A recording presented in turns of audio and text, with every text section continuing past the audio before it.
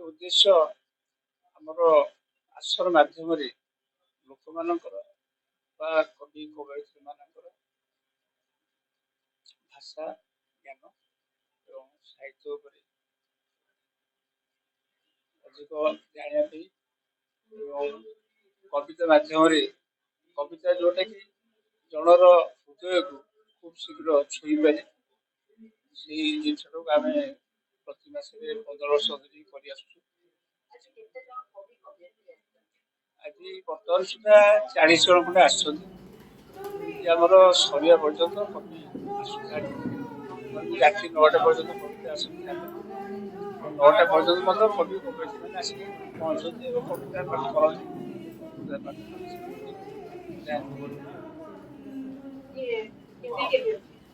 आमर प्रति मासर प्रथम रविवार सन्धार गोदावरी साहित्य संसद दीर्घ 15 वर्ष धरी कर कविता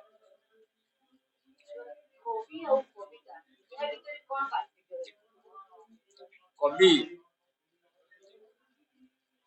कवि एवं कवि जड़े हृदय विभिन्न समाज शब्द ग्रहण कर अनुभूति शब्द माध्यम सृष्टि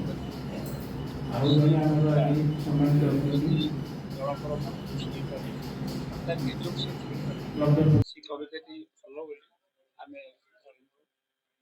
जेहतु कविता प्रत्येक छुई पारे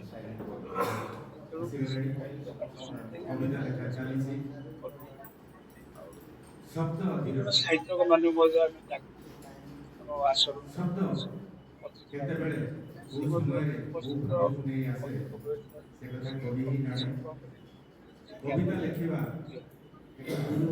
आश्रम माध्यम शिखती आज फल कविता कवितार मान बदली गलानी साहित्य भी सबकिछि कविता पलटि जाउछि समस्त उद्देश्य है आम ओडिया भाषा साहित्य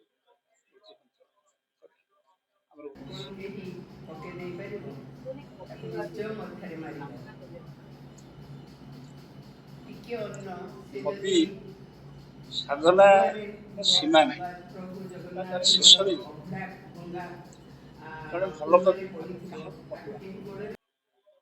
सेमती जड़े निश्चय कहीपर भल कवि आहरी भल पूर्व जो मैंने से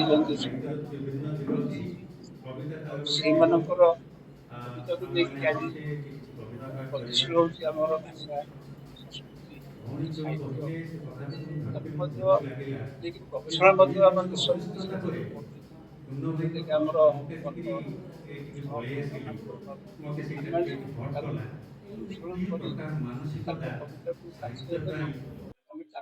कविता किसी पाऊँ अनुभूति उद्देश्य समाज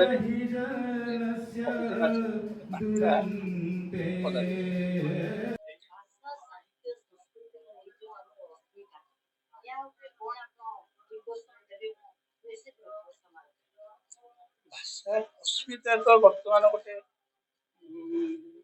अस्मिता किसी दिन है ओडिया अस्मिता को समस्त प्राधान्य दे अस्मिता माने मुझे आज पर्यटन बुझे जड़े ओडिया ये ओडिशा रे जो जन्म होती से जेकोसी भाषा हो भाषी हो ये ओडिशा रे जे जन्मग्रहण से ओडिशावासी से ही ओडिया को भल पाइबा ओडिया जहाँ खाऊ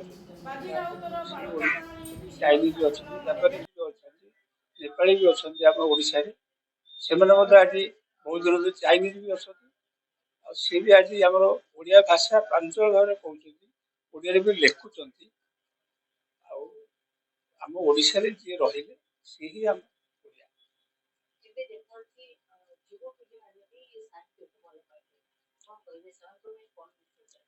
हाँ बर्तमान डिजिटल जुग हो बर्तमान कागज कलम प्रति मुझे देखुची अधिकांश मत कमी जा सत्वे ଓଡ଼ିଆ ପାଖରେ ଯେ ବାଡ଼ି ପଢ଼ିବା କଥା ଅଗଣା ଛୁଇଁ କହୁଛି ନଈ ସେ ପାଖେ ବହି ମଧ୍ୟ ଗାଧୁଆ ମୋ ତୁଠେ ପୁରାଣେ ଫୁଲ ଥିଲା କୁମାରୀ ବହି ହଳଦୀ ମଧ୍ୟ ମାଖେ ମୋ ପରିମାଣରେ କିଏ ରଚନା ବି ରହିଲା କିଏ ସେ ଗଲା ପ୍ରତି ମାସରେ ଆସୁଛି କିଛି ନା ଜଣା ମଧ୍ୟ ଭାଇ ଆମ ଓଡ଼ିଶାରେ ଆସୁନ 100 ଖଣ୍ଡ ଯଦି ବହି ଓଡ଼ ସାପଣେ ହଉଛି ବୋଲି ମୁଁ ଆଶା ମହୋତ୍ସବୀ କରୁଛି। ଏଇଠୁ ପୁଣେ ଟାଙ୍ଗରା ଆଉ ମୁଣ୍ଡି ଆମର ଶାମଳ ଓଡ଼ିଶାରେ ବହୁତ ପରି ମିଳନ ଗୀତ ଗାଇ ଲେଖକ ବି ଧୂଳି ଅଛନ୍ତି ରଙ୍ଗ ବହୁତ ଯାଇଛି ଛାଡ଼ି ମନ ତାରାଣୀ ଆକାଶେ ବେହେରା, ଘନ କୁହୁଡ଼ି ସ୍ମୃତି ଏଇ ସାନ୍ତନା କଦମ୍ବ ମହିଳା ବନରେ ଆମ୍ବ ପତ୍ରିକାର ଧରନ୍ତି ସାରେ ସମ୍ପାଦିକା। ଶୋଇ ମୁଁ ଜଣେ ଆସ ଲେଖିକା ଗୋ ଆସ କବି। ପଶିବ ମୋର ଗୋ ଡାକ 19ଟି ଛାଡ଼ିଲେ ବନେଇ ଦୋଳ ପୁସ୍ତକ ପ୍ରକାଶିତ ହେଇଛି, 11ଟି କବିତା ବହି ଆଉ 2ଟି ଉପନ୍ୟାସ, 2ଟି ଗଳ୍ପ ସଂକଳନ, ପ୍ରବନ୍ଧ, ଶିଶୁ ସାହିତ୍ୟ ଏମିତିକା ଲେଖେ। ଆଉ ହଁ, କବି କବିତା ଭିତରେ ପାର୍ଥକ୍ୟ ହଉଛି ମା ଆଉ ଛୁଆର ପାର୍ଥକ୍ୟ ଯାହା ଥାଏ, ମା ଆଉ ସନ୍ତାନର ଯୋଉ ପାର୍ଥକ୍ୟ ସେଇଟା ସମ୍ପର୍କ, ଆଉ ମା ଆଉ ସନ୍ତାନର ଯୋଉ ମମତା, ମା ଆଉ ସନ୍ତାନର ଯୋଉ ଇତିହାସ ବା ତାର ଯୋଉ କଣ କହିବି, ତାର ଯୋଉ ମାନେ ଭାବାତ୍ମକ ଭାବ ବେଶ ଗୋଟେ ଥାଏ, କବି କବିତା ଭିତରେ ସେଇଟା କବି ମାନେ ହଉଛନ୍ତି ଜଣେ ଜଣେ ସ୍ରଷ୍ଟା। ଯେମିତି ମା ସନ୍ତାନଟିଏ ଜନ୍ମ ଦେଇଥାଏ, କବି ବି ସେଇଭଳି ସେଇ ଗର୍ଭ ଯନ୍ତ୍ରଣା ଭଳିଆ ଯନ୍ତ୍ରଣା ସହ୍ୟ କରିକି ଯୋଉ କବିତାଟି ସେ ଲେଖେ, ତାହା ହିଁ ଏଇ ସାର୍ଥକ ଗାଲରେ କବିତା ତମର ଭଲ ପାଉଥିଲି ଭାବରେ। ବୋଲି ହସୁଥିଲ ତମେ ଯେତିକି ବଣରୁ ହସୁଥିଲ ତମେ କେତକୀ ଏହାର ବଣରୁ ମୁଖ୍ୟ ଉଦ୍ଦେଶ୍ୟ ମହତ ଗୋଟେ ଅଛି, ମାନେ ଏଟା ଗୋଟେ କବି ମାନଙ୍କୁ ବା ସାହିତ୍ୟିକ ମାନଙ୍କୁ ଗୋଟେ ଆଉ ପ୍ରେରଣା ଜଣେ ଯୋଗାଏ, ଆଜି ସୁଯୋଗ ବଞ୍ଚି ଦେଉଛି ରହିବାର ଲେଖନୀ ଚାଳନା କରିବାର ଗୋଟେ ପ୍ରେରଣା ସେ ଯୋଗାଏ। କାରଣ ନିଜ ଭିତରେ ବେଳେ ବେଳେ ନିଜ ଭିତରେ କବି ମାନଙ୍କ ଭିତରେ ସାଧାରଣତଃ ଅହରହ ଗୋଟେ ସଂଘର୍ଷ ଚାଲିଥାଏ, ଗୋଟେ ଦ୍ୱନ୍ଦ୍ୱ ଚାଲିଥାଏ। ମୁଁ ଲେଖୁଛି, ମୁଁ ଠିକ ସେ ଲେଖି ପାରୁଛି କି? ମୋ ଲେଖାରେ କିଛି ବାର୍ତ୍ତା ମୁଁ ଦେଇପାରୁଛି କି? ମୋ ଲେଖା ଲୋକମାନଙ୍କର ହୃଦୟକୁ ଛୁଉଁଛି କି? ସମାଜର କିଛି ଉନ୍ନତି ହେଇପାରୁଛି କି? ଏଇ ଯୋଉ ଗୋଟେ ଦ୍ୱନ୍ଦ୍ୱ ଚାଲିଥାଏ, ସେଇ ଦ୍ୱନ୍ଦ୍ୱରୁ ମୁକୁଳିବା ପାଇଁ, ନିଜେ କିଛି ଆତ୍ମବିଶ୍ୱାସ ସାଉଁଟିବା ପାଇଁ କି ଏଇ ସାହିତ୍ୟିକ ସମାବେଶକୁ ସବୁ ଆସିକି ବିଭିନ୍ନ ଲୋକଙ୍କର ବିଭିନ୍ନ ପ୍ରକାରର କବିତାକୁ ଶୁଣିକି ପଢିକି ତାଙ୍କୁ ଦେଖିଲେ ଲାଗେ ଯେମିତି ନିଜ ପରିବାରର ଜଣେ କାହାକୁ ଭେଟୁଛି। କବିର ହୃଦୟରେ ଯୋଉ ଗୋଟେ ଶୂନ୍ୟ ଭାବ ଥାଏ, ଯୋଉ ନିଃସଙ୍ଗତାପଣ ଥାଏ, ଯାହା ପାଇଁ ସେ ଲେଖନୀ ଧରିଥାଏ ଏବଂ ସେଇଟା ପରିପୂର୍ଣ୍ଣ ହେବା ଭଳିଆ ଲାଗେ। ମୋର ଅନୁଭବ ଏଇଆ, ମତେ ଲାଗେ ଯେମିତି ମୁଁ ଆଉ ଏକଲା ନୁହେଁ, ମୋର ଏତିକି କବି ବନ୍ଧୁ ବାନ୍ଧବୀ ମାନେ ମୋ ଚାରିପଟରେ ଅଛନ୍ତି, ମାନେ ମୋ ଜୀବନ ଶବ୍ଦମୟ, ମୁଁ ଏକୁଟିଆ ନୁହେଁ। ତେଣୁ ମତେ ଯେତେବେଳେ ବାଧେ ବା ମତେ ଯେତେବେଳେ ଘାରେ, ମତେ ଯେତେବେଳେ ବେଦନା ଆସେ, ମୁଁ ଛଟପଟ ହେଇକି ପଳେଇ ଆସେ ସାହିତ୍ୟ ସମାଜକୁ। ଆଉ ଇଏ ସାରସ୍ୱତ ସାହିତ୍ୟ ସମାଜ ତ ଏଇଟା ଗୋଟେ ନିଆରା ସମାଜ। କାରଣ ମୁଁ କହିଲି ସେତେବେଳେ ନା, ପୂର୍ଣ୍ଣ ଭାଇଙ୍କ ଡାକରାକୁ ମୁଁ ଅତ୍ୟନ୍ତ କେବେ ଭାଙ୍ଗି ପାରେନି। ନିହାତି ଅସୁବିଧା ନହେଲେ ମୁଁ ମାସେ ହେଲା ଆସିପାରିନି, ମୋ ଦେହ ବହୁତ ଅସୁସ୍ଥ ଥିଲା, ମୋର ନିଜର ଗୋଟେ ଫଙ୍କସନ ଥିଲା। ସେବେ ଯାହା ହଉ ମୁଁ ମାନେ ମାନେ ତାଙ୍କର ଯୋଉ ନିଷ୍ଠା, ତାଙ୍କର ଯୋଉ ସମର୍ପଣ ଭାବ, ଏହାର ସମ୍ପାଦକ ପୂର୍ଣ୍ଣଚନ୍ଦ୍ର ପଟ୍ଟନାୟକଙ୍କର, ତାଙ୍କୁ ଯେତେ ପ୍ରଶଂସା କଲେ ବି କମ ହବ। କାରଣ ମୁଁ ଯେତେ ପ୍ରଥମେ ଭୁବନେଶ୍ୱର ଆସିଲି, ମୁଁ ତାଙ୍କ ଠାରୁ ଯେତିକି ପ୍ରେରଣା, ଯେତିକି ସ୍ନେହ, ଯେତିକି ଶ୍ରଦ୍ଧା, ଯେତିକି ସହଯୋଗ ପାଇଛି, ମାନେ ମତେ ଲାଗେ ମୋର ଗୋଟେ ବଡ ଭାଇ ଭଳିଆ ସିଏ, ଯେମିତି ମାନେ ଆଶୀର୍ବାଦ ଦିଅନ୍ତି।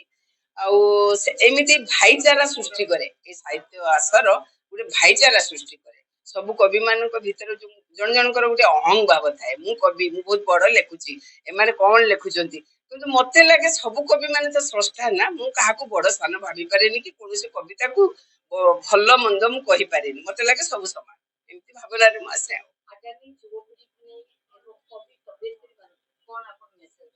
ମୁଁ ଗୋଟେ ମେସେଜ ଦେବି ଯୁବପିଢିଙ୍କୁ, ବିଶେଷତଃ ସେମାନେ ସମସ୍ତଙ୍କର ଲେଖା ପଢନ୍ତୁ, ନିଜେ ତ ଲେଖନ୍ତୁ, କିନ୍ତୁ ଲେଖିବା ଅପେକ୍ଷା ତାଙ୍କର ସମସାମୟିକ ଲେଖା ବି ପଢନ୍ତୁ, ତାଙ୍କର ପୂର୍ବ ପିଢିର ଲେଖା ବି ପଢନ୍ତୁ ଏବଂ ପ୍ରାଚୀନର ଲେଖା ବି ପଢନ୍ତୁ।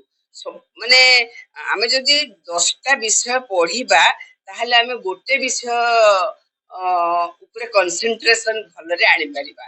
ତେଣୁ ଯୁବପିଢିଙ୍କୁ ମୋର ଏଇଆ ଉଦ୍ଦେଶ୍ୟ, ନିଜ ଭିତରେ ଅସୂୟା ଭାବ, ଅହଙ୍କାର ଭାବ, ଅନ୍ୟ ମାନେ ସମାଲୋଚନା କରିବାର ଯୋଉ ଗୋଟେ ଥାଏ ଭାବନା, ଏସବୁ ନ ରଖିକି ଗୋଟେ ଭାଇଚାରାର ବନ୍ଧନରେ ଗୋଟେ ସାରସ୍ୱତ ପରିବେଶ ସୃଷ୍ଟି କରନ୍ତୁ। କେହି ଯେମିତି କାହାର ଗୋଡ ନ ଟାଣନ୍ତୁ, ସମସ୍ତେ ସାଥୀ ହୋଇକି, ମାନେ ଆମେ ଯେମିତି ଦେଶ ପ୍ରେମ, ଜାତି ପ୍ରେମ, କବିତା ପ୍ରେମ ଗୋଟେ ସେଇଭଳି ହଉ। ମାନେ କବିତାରେ ମଣିଷ ମଜି ଯାଉ, ଜୀବନଟାକୁ ଭୁଲି ଯାଉ ସେଥିରେ। ଏବଂ କବି, ମୁଁ ଜଣେ କବି, ମାନେ ଯେମିତି ରାଧାମୋହନ ଗଣନାୟକ ଲେଖିଥିଲେ, କବି ହେବା ପାଇଁ ବାସନା ମୋହର ପ୍ରବଳ ଭାରିରେ ପ୍ରବଳ ଭାରି ଉଡି ବୁଲୁଥାଏ ଏମର ମନ ଦୁନିଆ ପାରିରେ ଦରିଆ ପାରି। ସେମିତି ସମସ୍ତଙ୍କ ମନରେ ଯୋଉ କବିର ଗୋଟେ ମାନେ ମାନେ କଣ ଗୋଟେ ଆବେଗ ଥାଏ, ସେଇଟା ଯେମିତି ଅହଙ୍କାରରେ ପରିଣତ ନ ହଉ। ସବୁ କବିଙ୍କ ପ୍ରତି ସମ୍ମାନ ବୋଧ ରହୁ। ସେ ବଡ ହଉ, ସାନ ହଉ, ଛୋଟ ହଉ, ନୂଆ ହଉ, ପୁରୁଣା ହଉ, ଯାହା ହଉ। ମୁଁ ଏଇଟା ଚାହେଁ। ଏଇ ଭୁବନେଶ୍ୱରରେ ଆୟୋଜନ କରନ୍ତି ତାଙ୍କର ବାର୍ଷିକ ଆସର ଏବଂ ବାର୍ଷିକ ଆସର। ଏଇ ପରିପ୍ରେକ୍ଷୀରେ ଆମେ ଭୁବନେଶ୍ୱରରେ ରହୁଥିବା ଏବଂ ଭୁବନେଶ୍ୱର ବାହାରୁ ବି ଅନେକ ସାରସ୍ୱତ ସାଧକମାନେ ଏଠି ଏକତ୍ରିତ ହୁଅନ୍ତି ମାସକୁ ଥରେ ଏବଂ ବର୍ଷକୁ ଥରେ। ଏହା ପୂର୍ଣ୍ଣ ପଟ୍ଟନାୟକ ଏହାର ନେତୃତ୍ୱ ନିଅନ୍ତି ଏବଂ ଆମକୁ ଆପଣାର କରି ଗୋଟେ ପରିବାରର ସଦସ୍ୟ ଭଳି, ଘର ମୁରବି ଭଳି, ବଡ଼ ଭାଇ ଭଳି ସେ ଆମକୁ ଏମିତି ଆହ୍ୱାନ ଦିଅନ୍ତି, ଆମେ ଯିଏ ଯୋଉଠି ଥାଉ ଆସି ଏଇ ଆସରରେ ପହଞ୍ଚିବା ପାଇଁ ନିଜକୁ ଚେଷ୍ଟା ସବୁବେଳେ ଜାରି ରଖିଥାଉ। ଏବଂ ଆଜ୍ଞା,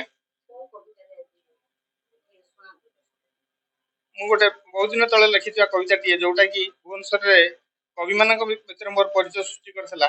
ସେ କବିତା, ମୁଁ ସେତେବେଳେ ମୋର ପରିବାର ରହୁଥାନ୍ତି ଗାଁରେ, ମୁଁ ରହୁଥାଏ ସହରରେ ଏବଂ ଗାଁରୁ ନବବିବାହିତା ପତ୍ନୀ ତାଙ୍କର ସନ୍ଦେଶ ପଠାନ୍ତି, ମୁଁ ଦୋଳ ଆଉ ହୋଲି ସମୟରେ ପହଞ୍ଚି ପାରେନି।